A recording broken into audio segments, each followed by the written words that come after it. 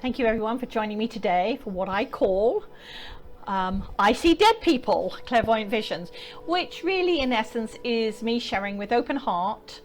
Sometimes it will be something occurring within my journey and sometimes it will be looking outside. But what I will guarantee is, if you like, is that it will always come from the source, spirit, my team, my guides, helpers, ancestors, who guide me every day and every way, from the divineness of the universal God within. So you can see by the title today, Surrender and Listen. So it seemed like a perfect day to share with you. And it all started last week when I surrendered and listened to the sound of silence. I sat many hours being open and accepting the love and joy sent from the universal realms. I will share, I wanted to stay in that bliss to embrace even more of what Spirit was sharing with me.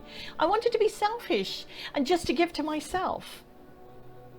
I needed at that time to step away from all the hatred and fear I could see rising up in people around the world, in my country, in my neighborhood. Many I thought to be open and spiritual beings. I needed and embraced the sound of silence, the going within and sitting with myself for myself. Then I heard these words. Good morning, this is God. I'll be handling all of your problems today. I will not need your help, so have a miraculous day. And when I heard them, I laughed a little, then opened my tear ducts to release, remembering that I had heard these words before, and these were the words that had come from Wayne Dyer. And that's when I did the could I spend the day with him? Maybe with God, and all those in spirit who I felt would help me to understand, to be in acceptance, or at the very least, assist me to comprehend why so many people on our planet had stepped away from kindness and now lived in this new and uncharted realm based on fear. So for an hour every day, that is exactly what I did. I would talk, question, a lot of questions I have to say, and listen. Yes, listening became my solace and invited me to go deeper and deeper within myself. I felt when I was living on the outside, I was either defending or protecting others that I loved, that I cared about, both known and unknown to me. I was feeling like a warrior. I didn't want to be. I explained to Spirit during these silent interludes that I could feel myself being more and more impacted. And I didn't want to lose my hope, my belief, just because others were losing theirs. I felt like there was a war of good versus something. I wouldn't see it as evil, but people were losing their faith. We had in a few months become a society that had lost connection with each other.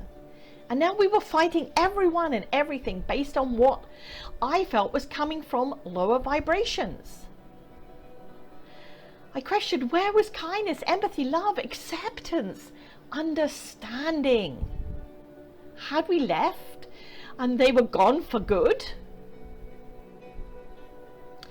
It was during this time, being in my silence, I was reminded of one of the strongest and most memorable parables in the Bible.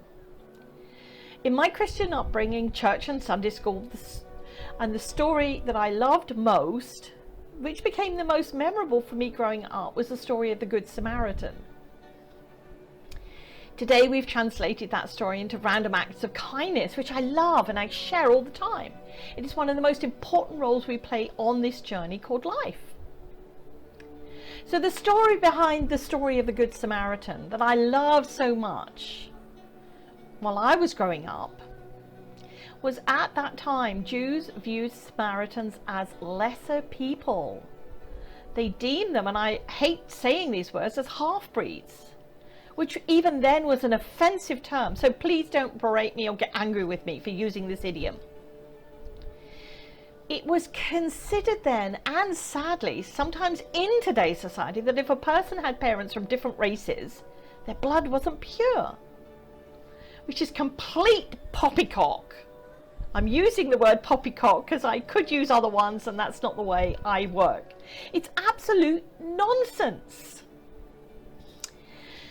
Anyway, These people were filled with hostility, built on the foundations of others who, unfortunately, believed that if someone was different from them, just by the way they looked, the color of their skin, they would openly practice this hatred by the way they spoke to them, the way they treated them. And here is the thing: no one stopped them.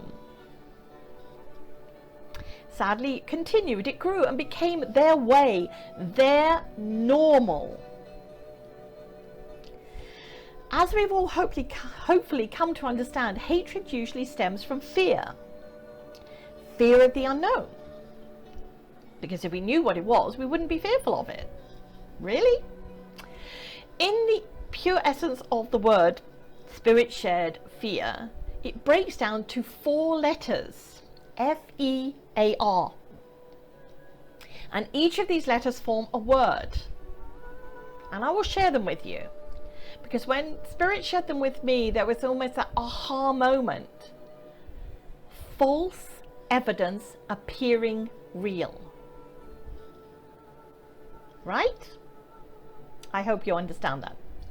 I'm going to create a little post at the end so you can look at it again, and if you want to share it, just let me know and I will let you openly share it because it's important. So as you're listening to me, I trust that you can be open and admit, even today, when someone or something is different from us, unfamiliar, we too can be guilty of being fearful, and we panic based only upon perception. Maybe stem from what we have heard from others, seen on TV. It was perhaps fed to us in judgment, or maybe we experienced it.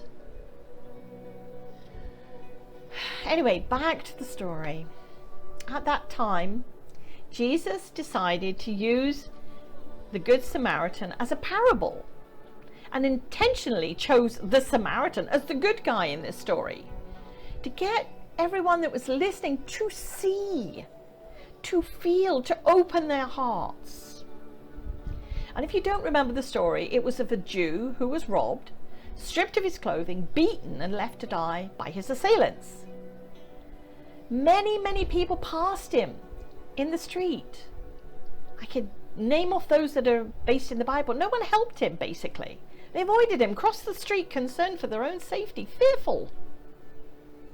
Then came the Samaritan, who stopped and asked if he could help. He showed mercy to the injured man without needing to know what was wrong with him or who he was, his status, or whatever you call it.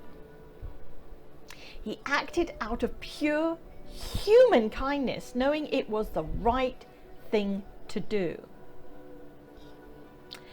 I'm praying that the takeaway you get from hearing this today is that we as human beings need to step away from fear. We need to step out of hatred and be kind to each other, regardless of our belief, opinions, or anything we read or hear in the media. This is about us helping our neighbor, every human, every living creature, by being sympathetic, not reacting in a knee-jerk way. Try and be compassionate. And as I was once told, if all else fails, try to place yourself in their shoes for a nanosecond before you respond or react. And I hope it's respond, not react. I want to share the words from 3 of my all-time favorite authors. Bruce Lipton reminds us all, what we think, we become. Now just let those words resonate in you. What we think, we become. Wayne Dyer said, my all-time favorite, as you think, so you shall be again. As you think, so you shall be. And Rumi said, always remember you are braver than you believe, stronger than you seem, smarter than you think, and twice as beautiful as you've ever imagined. Yesterday I was clever, so I wanted to change the world. Today I am wise, so I am changing myself. And if you let those words resonate with you, I would suggest maybe stopping, pausing, and then going back and replaying them again so you can feel the resonance. During this time, remember to be kind, Live in gratitude. Help those around you whenever you can, and most of all, be open and loving. And finally, take a moment to digest these words I will share with you from Spirit and what they mean to you today, to all of us today. Because these are some words from the Bible and some words from Spirit. And the reason I know that is because I've looked them up. I like to research these things, okay? So if I can find some resonance within what is being shared with me, I can understand it. I can share with you, and hopefully you can understand it. So these are the words. He withdrew about a stone's throw between them, knelt down and prayed.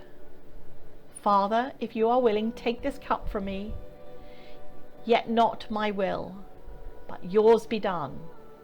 An angel from the heaven appeared to him and strengthened him. And being in anguish, he prayed more earnestly. He heard, stand up in the presence of the aged, show respect for those less fortunate, and revere your God. I am the Lord. All who rage against you will surely be ashamed and disgraced. Those who oppose you will be nothing and perish. Isn't that perfect? Aren't those just perfect for what is going on? So sitting in silence for me last week and surrendering helped me. I'm hopeful that they're going to help you. Finally, I want to take the time to thank you for being here, in listening and absorbing, and hopefully you're filled with unconditional love. Vibrational blessings, everyone.